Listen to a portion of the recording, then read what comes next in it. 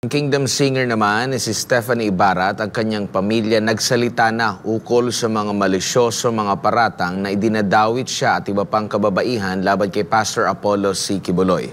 Si Stephanie at ang kanyang kapatid ay ilan lamang sa mga miyembro ng Pastoral Care Department na lumaki sa ilalim ng pag-aaruga ni Pastor Apollo at itinuturing ang butihing pastor bilang ama. Ang ulat mula kay Hannah Jane Sancho. Gikuha nila amahan ako. Gikuha nila akong inahan. You are all I have. Magikuha pa nila sa ako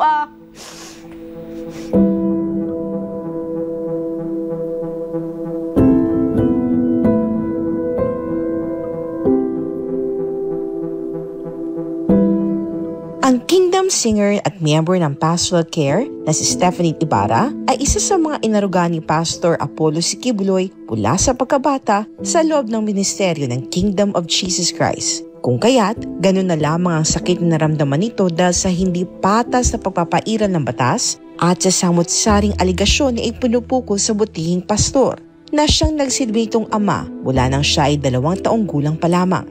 Kasama ang kanyang ina na si Elizabeth at nakatatirang kapatid na si Ruth, matapang nilang sinagot at pinasinungalingan ng ilan sa mga malisyosong aligasyon at dumi at pilit na ipinapahid kay Pastor Apollo.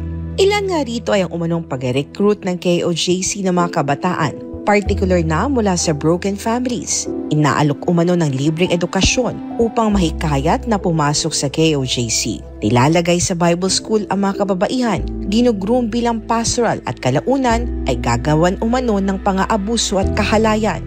Ayon sa ina ni Stephanie, hindi totoo na may pamimilit at recruitment na nangyayari para lamang may pumasok sa KOJC. Dahil sa pagkakaroon ng malubhang sakit noon, ilang beses siyang nagsulat kay Pastor Apollo upang sagipin ng KOJC ang kanyang mga anak dahil wala na siyang mapag-iiwanan sa mga ito.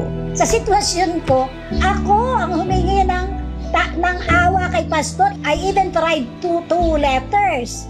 Doon naawa sa amin si Pastor na kinausap talaga ako ni Pastor na dadalhin ko si Tani at si Ruth sa Davao, pero yun kasama na ako. So, hindi nagre-recruit si Pastor. Nobyembre taong 1995 nang kupkupin ni Pastor Apollo ang kanyang pamilya. Ipinagamot siya at inaruga ni Pastor Apollo na parang mga sariling anak sina Stephanie at Ruth. At iba pang mga kabataan na gaya nila ay mula rin sa matinding pangangailangan.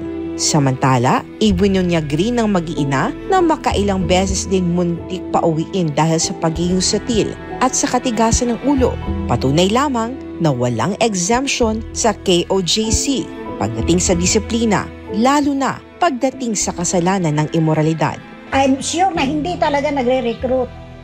Kasi nung nagpasawa yung mga anak ko, pinauwi kami ni Pastor. Nagmakaawa ako kay Pastor noon na kung pwede, bigyan pa kami ulit ng pagkakataon. Pag ang isang taon bumagsak sa tukso ng immorality, ang ginagawa ni Pastor John una bes, kung sasubmit siya, kung papayag ang isang tao na correct, makaka-undergo siya sa nag-discipline. Pero ayon sa gusto ng worker, ng taong involved. Kung ayaw naman niya, he is free to go.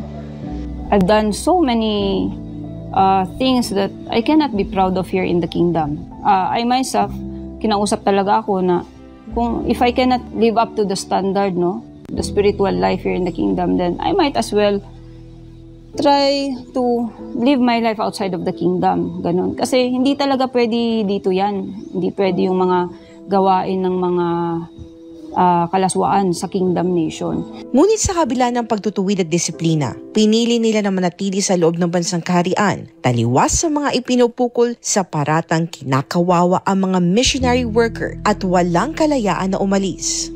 Well, we are together here in the kingdom and nobody needs help for us to go out of the kingdom. If we wish to go out, we are free to go out anytime. Ang lalaki kaya ng gate namin dito. At saka may HRD dito, katulad ng nasabi ko earlier, we have our freedom of choice here. We are free. Anybody from the outside is free to fill up a form and become a full-time miracle worker. And anybody also is free to leave the kingdom as easy as they went in.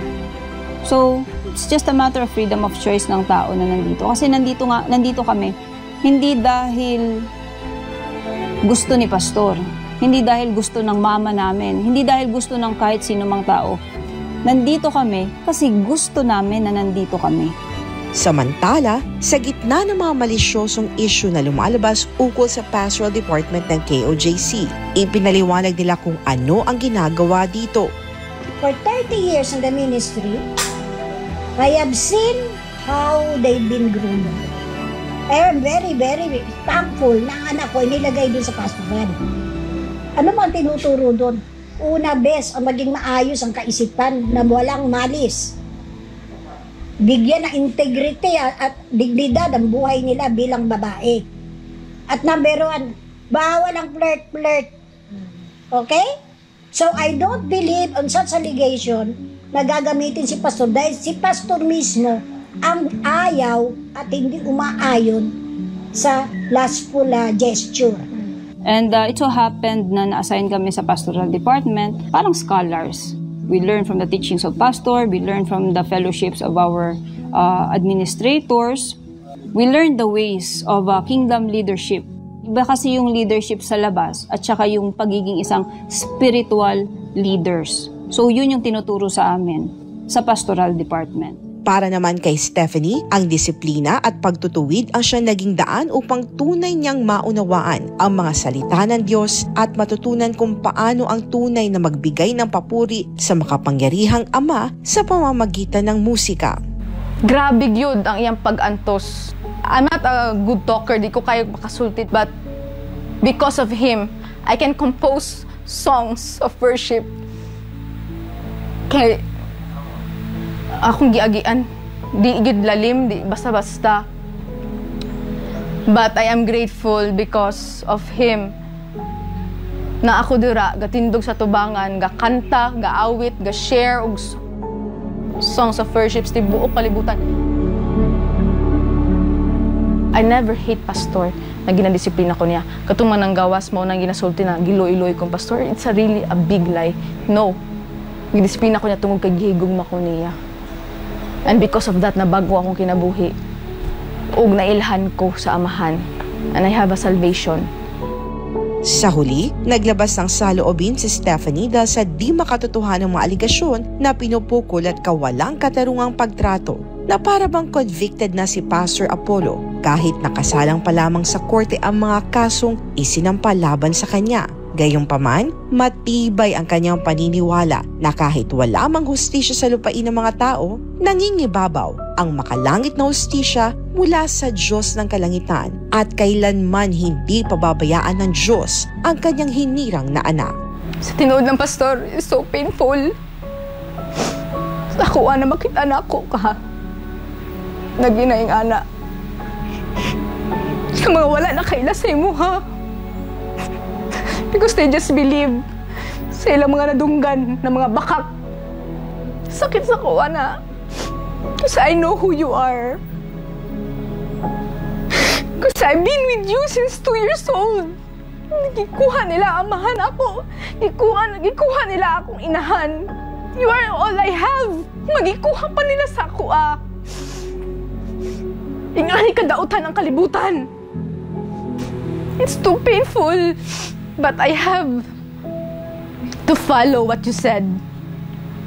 Paligon lang mo. Kung wala lang ka, pastor, nagtudlo sa mugugma. Kaning mga tao naging honest sa imo, ha? We don't know what we will do, pastor. Because we can die for you. Tungod kay nga anak ka. Kaya ni mong ihalad ang imong kinabuhi para sa kaluwasan sa isa. Ing anak ka kamaayo. And now these people, ing ana ilang paghugaw sa imong pangalan. They accuse you many things na sila man mismo nagabuhat ana. Ang ako lagi na hunamhimo ko spiritual. And this is all kanitanan mahuman rapod ni. And one day mag-uban-uban ta. Mauna ako ginatuuhan. Kabalo ko na dili pasagdan sa amahan ang gingharian. Dili pasagdan ang anak. Para sa Diyos at Pilipinas kumahal, eto si Hannah Jane Sancho, SM9 News.